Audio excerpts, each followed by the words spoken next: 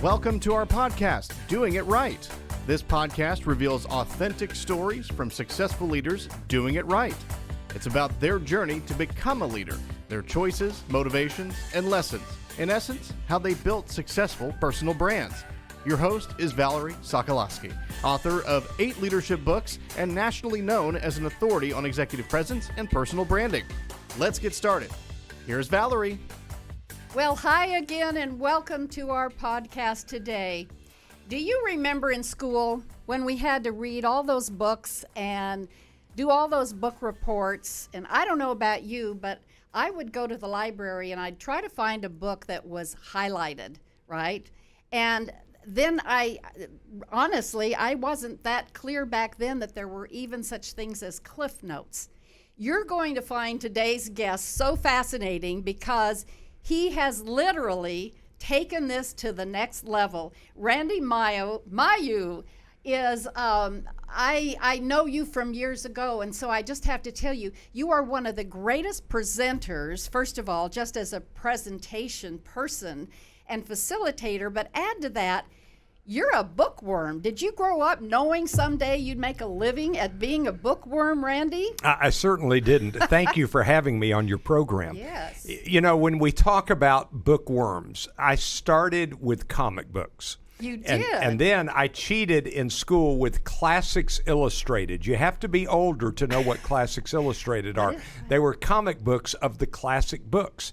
And I remember reading Charles Dickens from Classics Illustrated and getting away with that, making a decent grade in English class. And then I graduated to the Hardy Boys and Nero Wolfe, The Mysteries. And then as an early adult, I got pretty hung up with and pretty committed to nonfiction writing, and that's what started it. But no, I never dreamed that I could find a way to turn my love of reading into something that can make some money and, more importantly, help people, and that's what I do. And you know, since one of my expertises is in branding, personal branding and presence, it's just interesting that you have built such a strong brand for exactly that, for being the guru in giving synopsis of books. So 21 years of reading books and then sharing this 1-pager, 2-pager, whatever it ends up being of synopsis if I go to your First Friday event, or I can get the synopsis of, oh my gosh, how many books online. So tell us how this all started. In 1998, I met Carl Crayer. He was my colleague for many years. His health does not permit him to be functioning with us now.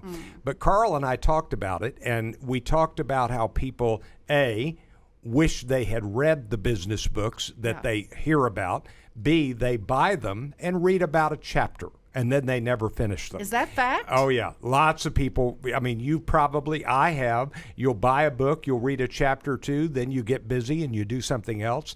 And so we said, why don't we read the best books, the ones that are most important, and we'll read them fully. We'll create a multi-page handout so that if they come and listen to our presentation, follow along in the handout, they will know the key content of the book.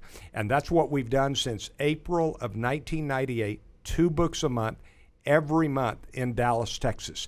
And then companies and organizations hire me to come in and do an extended version. At the event, First Friday Book Synopsis, those are 2 18 to 22-minute synopses. Even though we call it 15 minutes, they're a little longer than 15 minutes. But when I do it in a company, yesterday, for a mid-sized city, I spoke to about 40 leaders, fire chief, police chief, city manager, et cetera. And I did an hour-and-a-half version of the book Hit Refresh by Satya Nadella, the CEO of Microsoft. That's what I do regularly for city leaders, for organizations. I did the book Never Eat Alone by Farazi. I love that book. Yeah, the Bible on networking. I did that for a major law firm in Dallas about a week and a half ago. And you travel, right? You I go do nationally. Travel. Sure. Do they tell you what book they want to read? Because I went to, was doing a training program for a pharmaceutical company, and it was a conference. The whole conference was around the book Start With Why. which is a great book, and I have presented that. Sometimes they say, do you have a presentation on this book? Sometimes they say, here is the issue we are dealing with. Oh. Is there a book that really addresses this issue? That, to me, is a better way to do it. Okay. It's to find out what challenge they're facing and to find the right book. Let me tell you a book that I've done frequently for groups in moments of need. There's a book called Managing Transitions that is on the emotions of change. Oh, my, yes. And so when you've got somebody that has a new leader, a new president, a new CEO, a new city manager, there are people who are wondering, what's going to happen here? What's going to happen to me? Yeah, what's going to happen to me? Right. That's exactly right. So that book, it's not how to implement change, it is how to handle the emotion of change. Emotions. That's a great book for a specific circumstance. What's the name of it again? Managing Transitions by Okay. Bridges, Bridges, Bridges. Great book. And the books that you do are all business books, right? The books I do at First Friday Book Synopsis are all business books. I do a similar program, I've done this for a dozen years, for books on poverty and social justice and education for a large nonprofit in Dallas called City Square at an event we call the Urban Engagement Book Club. That's one book a month for 12 years. So, Randy, how many books have you read to this date? Do you know? oh no, I have no you idea. don't. I want you to calculate that. I think that'd be great. I present 3 synopses a month minimum. Okay. That's the 2 business books and the 1 social justice book. So, you can do the math on that. Those are books that I read every word carefully, highlighting goodness. literally hundreds of passages and spending a chunk of time creating my handout. I read many other books that I read the sample pages or even the full book that I don't present.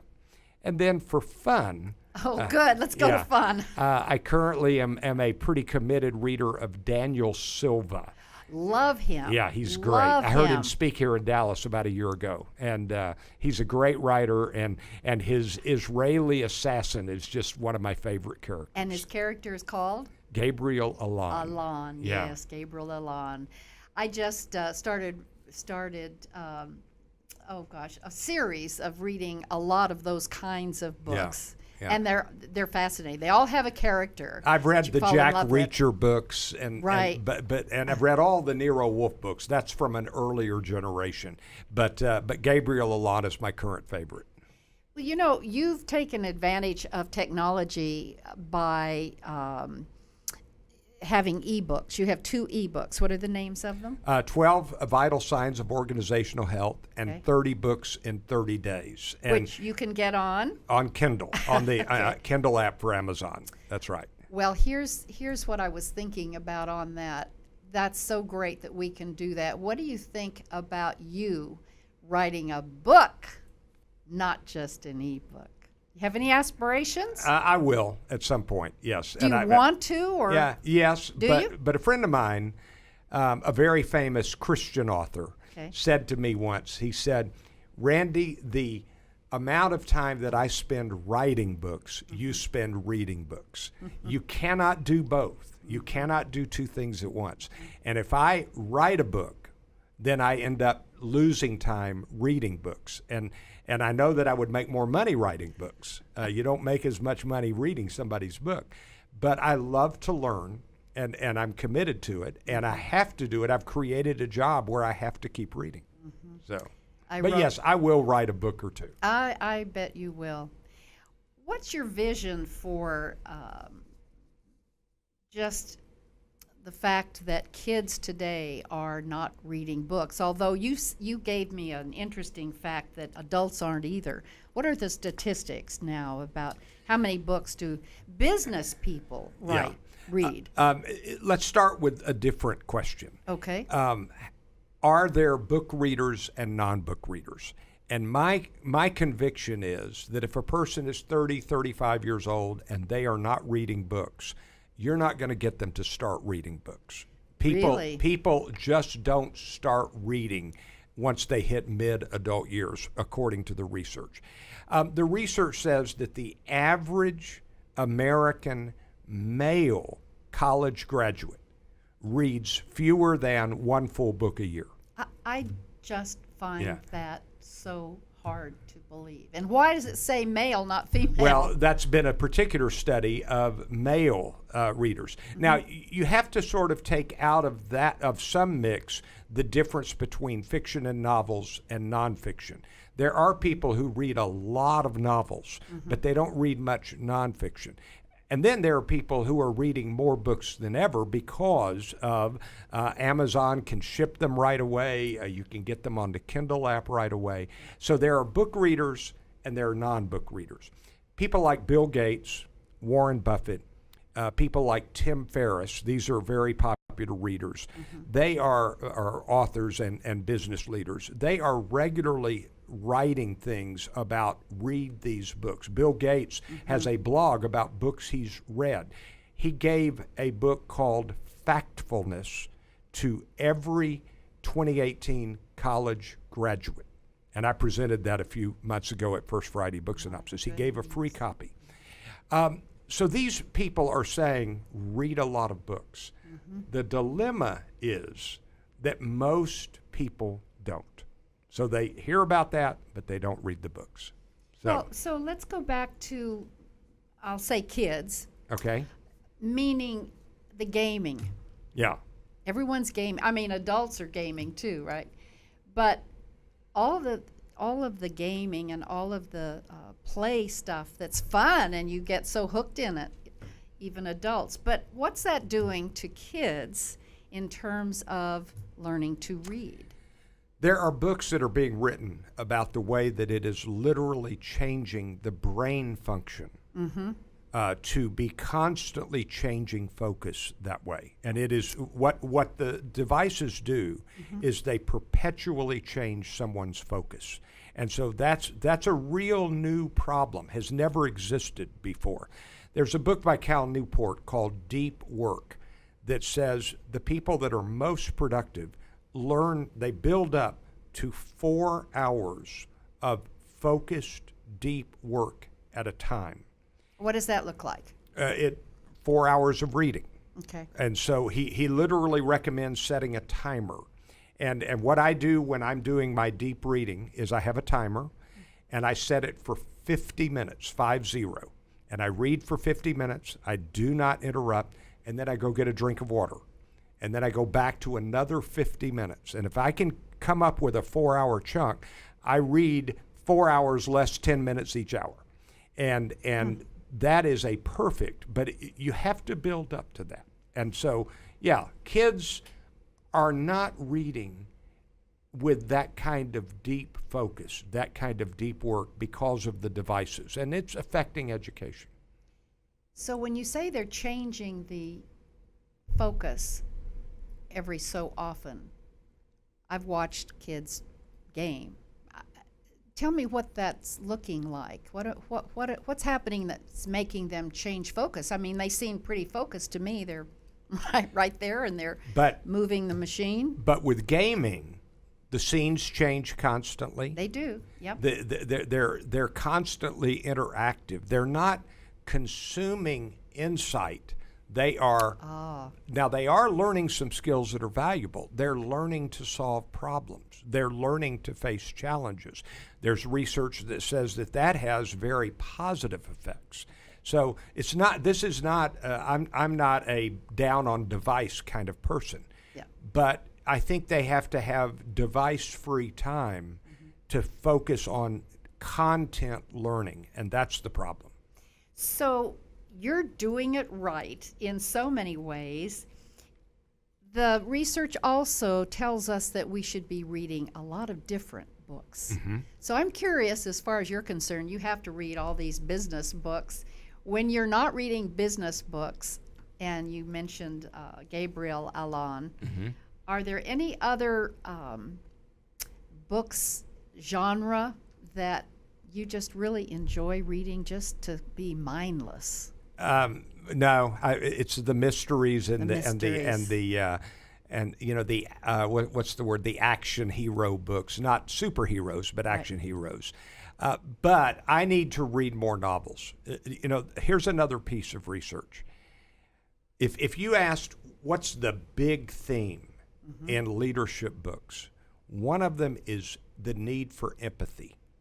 That leaders need to be good at developing empathy. That's that whole emotional intelligence and the assessments that are out there now. So how do you get a non-empathetic person to become more empathetic?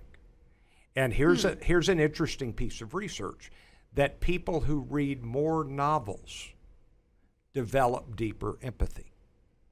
And I think the idea is that they put themselves into the position of other human beings, even though they're fictional, and so they develop empathy with that. I'm a fan of the humanities. I'm not a STEM guy. I'm not anti-STEM, but I'm a humanities guy. There's a wonderful book called "You Can Do Anything" by sometimes I have so many books in my mind I don't remember. Happens to all of us. I'm surprised. George Anders.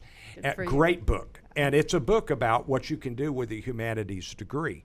And what he has discovered is that people with math and STEM degrees make more money at first, but people who major in humanities catch up and then exceed them over the long haul of the career. So fascinating. You have so many fascinating things. Let's go back, Randy, to your background. Okay. And I know that you were in the ministry. Yes.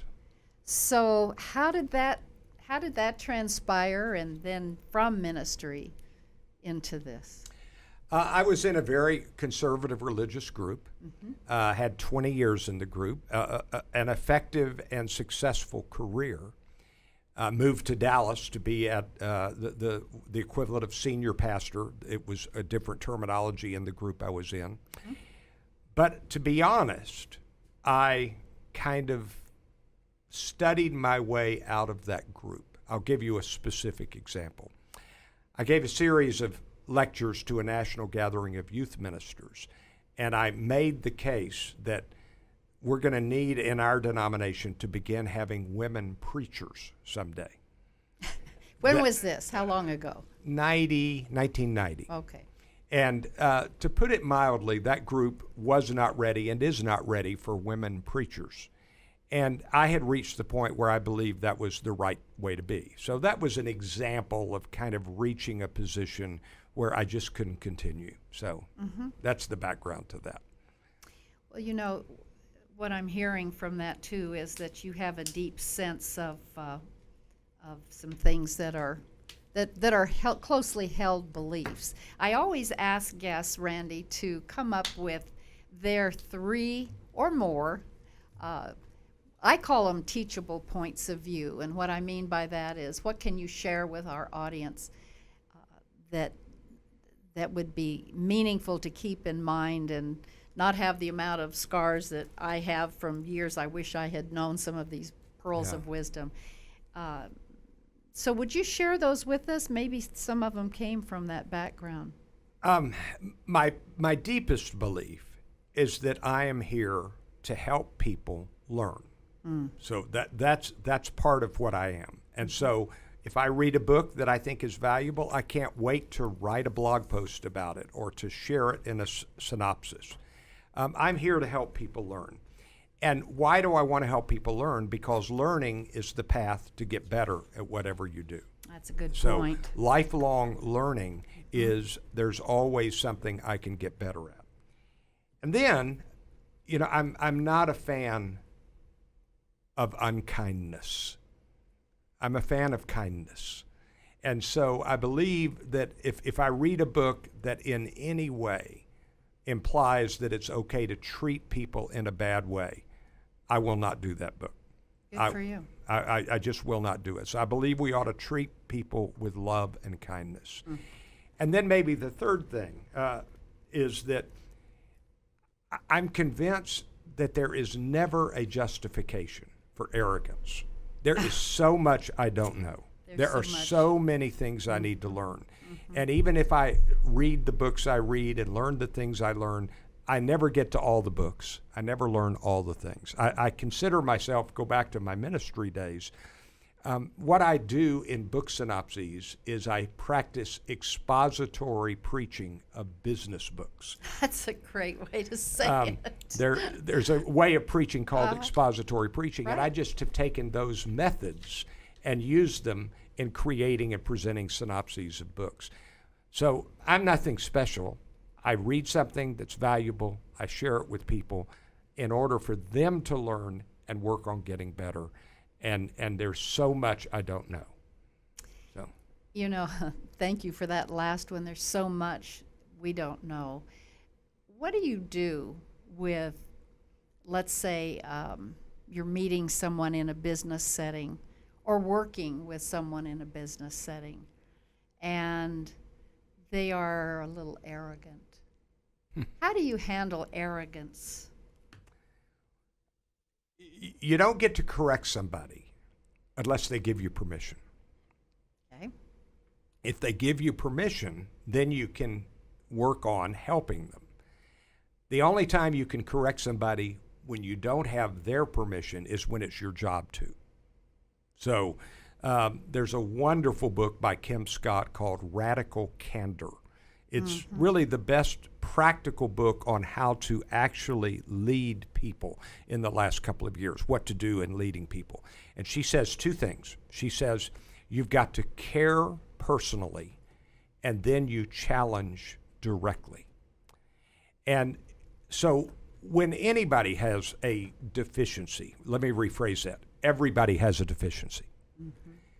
When somebody has a deficiency, whether it is they're arrogant or whatever it is, at some point you have to take them by the shoulders, look them in the eye and say, you have an arrogance problem. You have to challenge directly. But in order to pull that off, you have to first care personally so that they trust your motive in correcting them. Interestingly, Jason Witten, the former Dallas Cowboys who is now an ESPN color person on their Monday night broadcast, he wrote a great article on the ESPN website. And Jason Witten said, a good team captain has to confront people in the locker room. Well, that's what Sam Walker in a wonderful book, The Captain Class, said, that the best captains, they earn the right by working harder than anybody to confront people and help them get better. So those are some of the thoughts on that. I think those are great thoughts.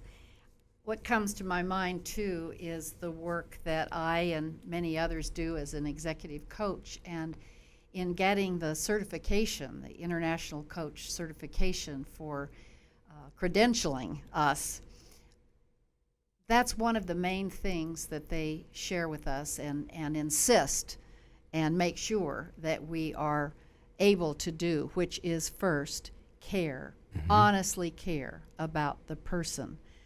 So that so resonated because I thought this was a great statement I'll share with the listeners too.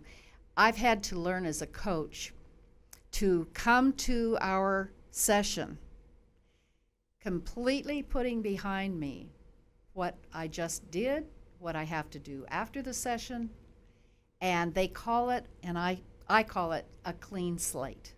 Coming to a meeting, a business meeting, anything where you need to be really engaged, if you can just think of blocking things out and coming to that with 100%, I am here, I am present. Yeah. But that clean slate was a great visual for me. Yeah. To use. And then, so really caring, because I'm intently, like I am now, really listening to you, deeply listening, not just superficial. And you know the difference, right? You bet. When you're You bet. not listening to someone and you can tell they're twiddling their thumbs or Yeah. tapping their foot or whatever. But then the second piece is, then as a coach, I'll say, and you're saying it as a manager or anyone else, you'll earn the right. Because what? There's that trust. That's right. There's That's that right. trust personally. And the trust has to do with you're wanting them to be better. You're not wanting anything for your own reputation. Right. You're wanting it to help them.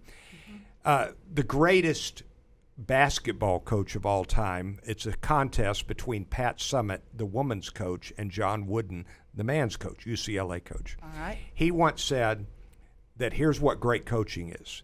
it is correcting without creating resentment.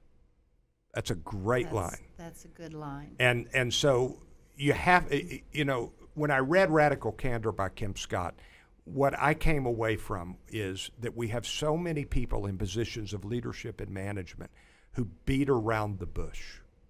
Yes, no one likes conflict, Randy. They don't get to the point. And if you beat around the bush, people don't get better.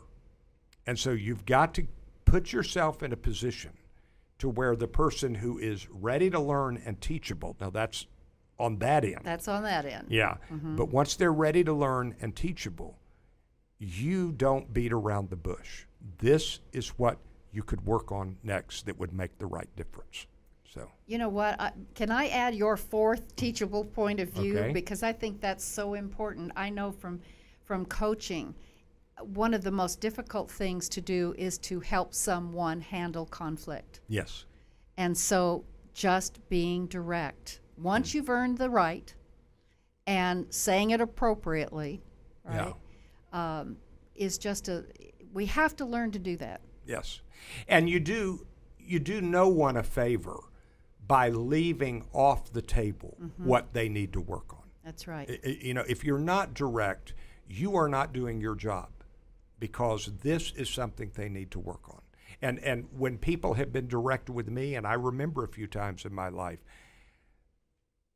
there are people who have pretty much saved me at key moments, partly because they really did care, and partly because they were so direct. And I needed both of those. And I don't know that I want to get into that kind of personal story on this program, but I think of a human being, one moment, that said, "You're coming to lunch with me," and that moment pretty much set me on a direction that if I hadn't been set on, I'd have been in trouble. He helped save me in a bad moment. That's whatever that story is, that's very meaningful. Yeah. And you shared another meaningful story when we talked earlier, Randy, about that moment, that crisis moment, what do you call it? The moment when you learned in the professor's library, that turning point. Yeah. Share that. Years ago, I was a pretty young man. I was asked to be a guest teacher at Pepperdine University for a class by a professor that I knew, but not all that well at that point. But he really said, "Come teach my class, and then let's spend the day together."